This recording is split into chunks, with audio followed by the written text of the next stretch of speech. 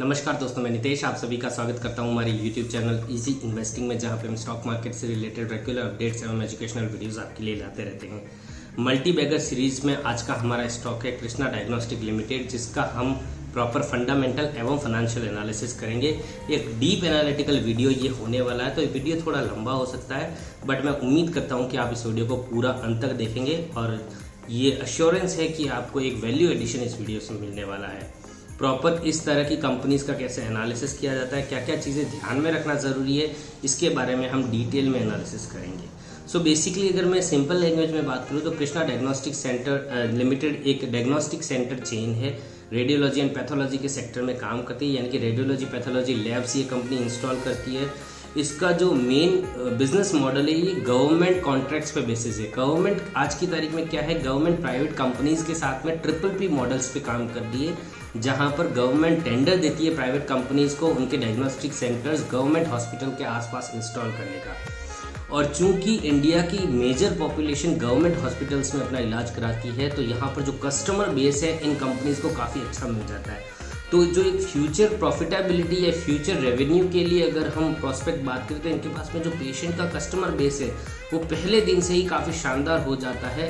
यहाँ पर इन्हें कस्टमर एक्विजिशन को लेकर के ज़्यादा एक्सपेंसेस नहीं होते हैं, तो यहाँ पर चूंकि इन कंपनीज का इस कंपनी का पर्टिकुलर एक्सपेंसेस काफ़ी कम होता है, डॉक्टर्स को भी इन्हें किसी भी तरीके का रेवेन्यू में से कंट्रीब्यूशन नहीं देना पड़ता। गवर्नमेंट हॉस्पिटल में जो ये अपने डायग्नोस्टिक सेंटर्स इंस्टॉल करते हैं इसके लिए इनको कोई रेंटल इनकम नहीं पे करनी पड़ती है। तो ओवरऑल इनका जो एक्सपेंस है, बिजनेस एक्सपेंस काफ़ी कम हो जाता है। और जब भी हमने कई बार ये चीज़ डिस्कस की है कि अगर हमारे बिजनेस एक्सपेंसेस कम होते हैं तो ये हमारी प्रॉफिटेबिलिटी को, ऑपरेटिंग प्रॉफिट को पॉजिटिवली इम्पैक्ट करता है और ओवरऑल कंपनी की प्रॉफिटेबिलिटी रेवेन्यू से ज़्यादा तेज़ी से बढ़ती है।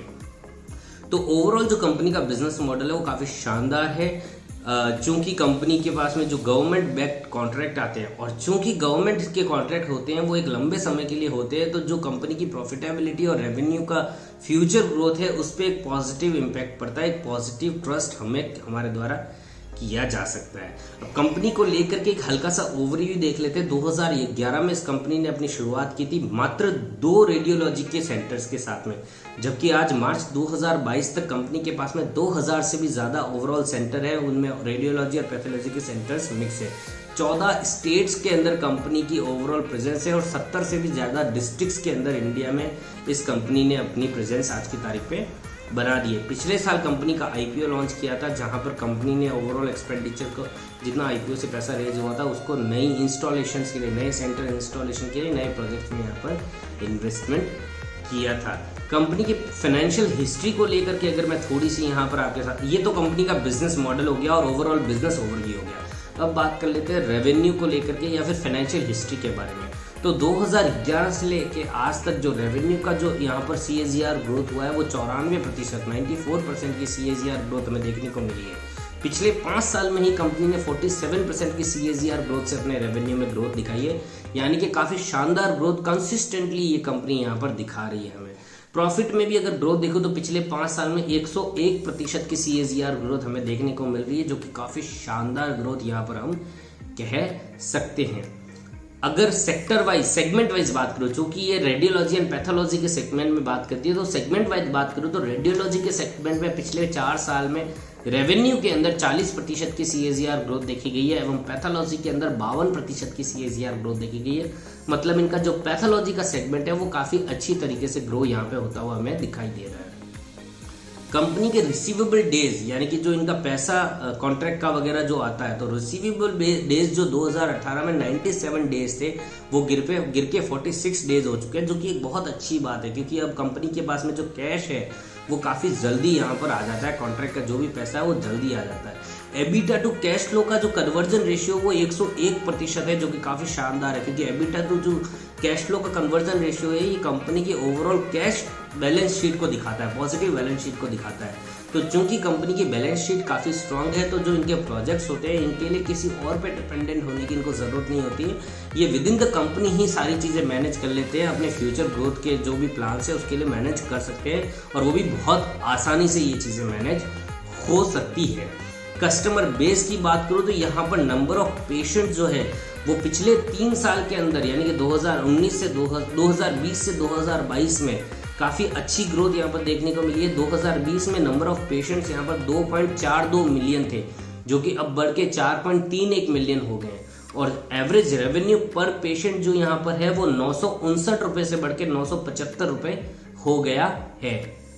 अच्छा, कंपनी का जो बिजनेस मॉडल है ये दो तरीके से काम कर रहा है। फिजिकली विजिट के साथ साथ टेली रिपोर्टिंग का भी काम यहाँ पर कंपनी के द्वारा किया जाता है। टेली रिपोर्टिंग के अंदर पेशेंट्स की जो संख्या है वो 2020 में लगभग 2.85 मिलियन थी, जो बढ़ के 3.42 मिलियन हो गई। यानी कि एक सिग्निफिकेंट ग्रोथ यहाँ पर कस्टमर्स के बेस में यहाँ पर हमें देखने को मिल रही है। और यहीं पर एवरेज रेवेन्यू जो है टेली रिपोर्टिंग से वो 92 रुपये से 92 रुपीज़ से बढ़ के 102 रुपये यहाँ पर हो चुका है 2022 में। यानी कि जो एवरेज रेवेन्यू पर कस्टमर है वो भी काफ़ी शानदार तरीके से यहाँ पर हमें बढ़ता हुआ दिखाई दे रहा है। अगर पिछले फाइनेंशियल ईयर की अगर कुछ ओवरऑल हिस्ट्री की बात करूँ तो यहाँ पर रेवेन्यू FY22 में 455 करोड़ का जनरेट हुआ था, जिसमें एबिटा 133 करोड़ था। एबिटा मार्जिन यहाँ पर 29% के आसपास के थे, जो कि काफ़ी शानदार है और हाईएस्ट एवर के यहाँ पर ये एबिटा मार्जिन में देखने को मिल रहे हैं। अगर मैं पैट की बात करूँ तो 68 करोड़ का पैट कंपनी ने जनरेट किया था, जो कि 15% के पैट मार्जिन के साथ साथ में यहाँ पर हमें देखने को मिल रहा है। कंपनी ने पिछले फाइनेंशियल ईयर में 2.5 रुपये का डिविडेंड भी यहाँ पर इशू किया था। ओवरऑल प्रेजेंस जैसे कि हमने बात करी कि 14 स्टेट और 40 डिस्ट्रिक्ट्स के अंदर है। इसके अलावा एनुअली अगर टेस्ट की बात करूँ तो 17 मिलियन से भी ज़्यादा टेस्ट कंपनी ओवरऑल साल में एक एनुअली करती है। 1 मिलियन से भी ज़्यादा सीटी स्कैन MRIs कंपनी के द्वारा परफॉर्म किए जाते हैं। 3 मिलियन से भी ज़्यादा एक्सरे कंपनी परफॉर्म करती है। 12 मिलियन से भी ज़्यादा पैथोलॉजी के टेस्ट यहाँ पर किए जाते हैं। पिछले 5 साल में लगभग 23 मिलियन से भी ज़्यादा पेशेंट्स को कंपनी ने सर्व किया है। तो ओवरऑल अगर हम कंपनी देखते हैं तो कंपनी का जो कस्टमर बेस और जो कंपनी का बिजनेस मॉडल है वो काफ़ी ज़्यादा सक्सेसफुली यहाँ पर इंस्टॉल होता हुआ एवं आउटपुट देता हुआ दिखाई हमें दे रहा है।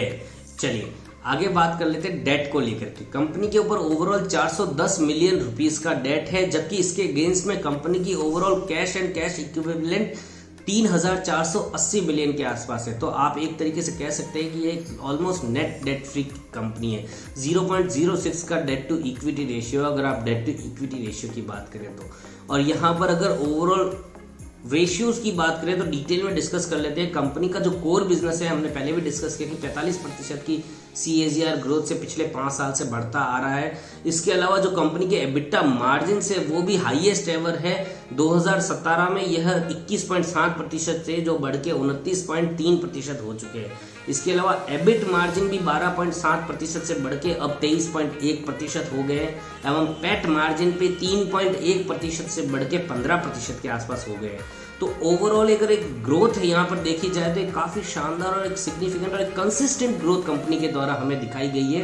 फाइनेंशियल स्टेबिलिटी अगर आप देखते हैं कंपनी की तो फाइनेंशियल स्टेबिलिटी काफ़ी अच्छी है ओवरऑल। अब बात कर लेते हैं फ्यूचर आउटलुक की, कंपनी की स्ट्रेंथ की। उससे पहले बात कर लेते हैं रेवेन्यू मिक्स की।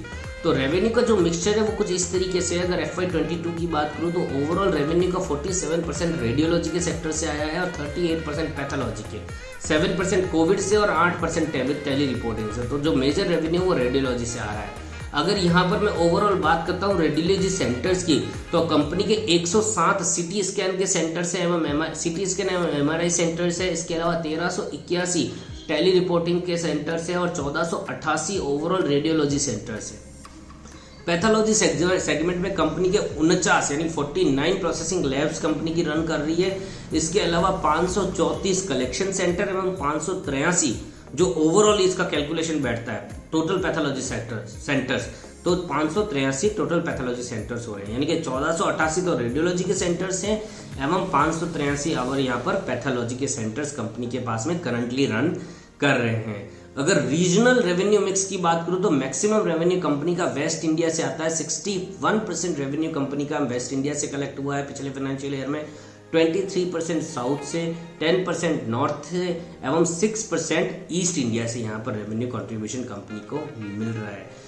रिसेंटली कंपनी को 3 अलग अलग स्टेट्स से PPP कॉन्ट्रैक्ट्स मिले हैं, जिसमें हिमाचल प्रदेश इंक्लूडेड है, उत्तर प्रदेश इंक्लूडेड है एवं चंडीगढ़ इंक्लूडेड है।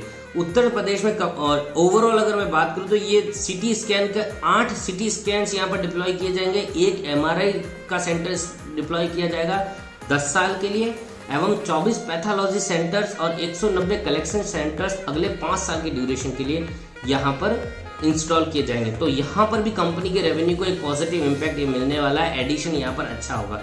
इसमें से उत्तर प्रदेश के अंदर 8 सिटी स्कैन अलग अलग डिस्ट्रिक्ट हॉस्पिटल्स के अंदर इंस्टॉल किए जाएंगे। डिस्ट्रिक्ट हॉस्पिटल काफ़ी बड़े होते हैं, डेली बेसिस पे काफ़ी ज़्यादा यहाँ पर रेवेन्यू जनरेट हो सकता है कंपनी के पास में।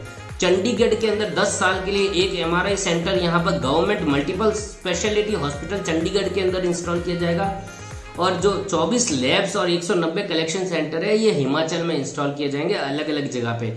तो ये जो चीज़ें दिखा रही है, जो कॉन्ट्रैक्ट्स हैं, जो डिस्कशन हमने प्रॉपरली किया और जो कंपनी का बिजनेस मॉडल है, ये कंपनी की ओवरऑल जो विजिबिलिटी है, फ्यूचर ग्रोथ विजिबिलिटी है, रेवेन्यू विजिबिलिटी, फाइनेंशियल विजिबिलिटी है, उसकी स्ट्रांगनेस को दिखाता है।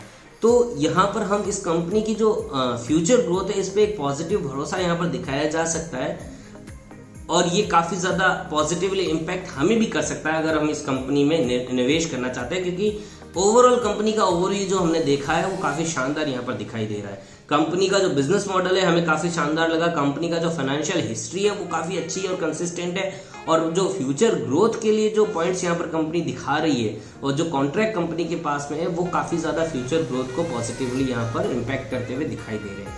सो ओवरऑल ये काफ़ी शानदार कंपनी हमें देखने को मिल रही है और काफ़ी अच्छी वैल्यूएशन पे भी मिल रही है। कंपनी अंडर वैल्यूड है, 20 के पी पे ट्रेड कर रही है, जबकि ओवरऑल सेक्टर का पी 24 के आसपास है।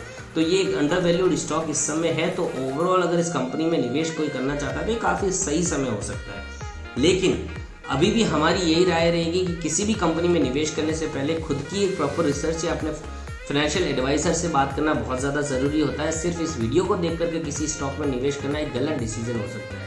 बाकी मैं आशा करता हूँ कि इस वीडियो से आपको कुछ सीखने को मिला होगा, कुछ समझने को मिला होगा। अगर ये वीडियो आपको अच्छा लगा तो वीडियो को लाइक करें, चैनल को सब्सक्राइब करें और इस तरह की लेटेस्ट एंड अपडेटेड वीडियोस के लिए हमारे बेल आइकन को जरूर क्लिक करें, जिससे कि आपको नोटिफिकेशन समय पर मिल सके। मैं फिर मिलूंगा आपको एक नए वीडियो में एक नए टॉपिक के साथ। तब तक के लिए अपना ध्यान रखें, सुरक्षित रहें। धन्यवाद।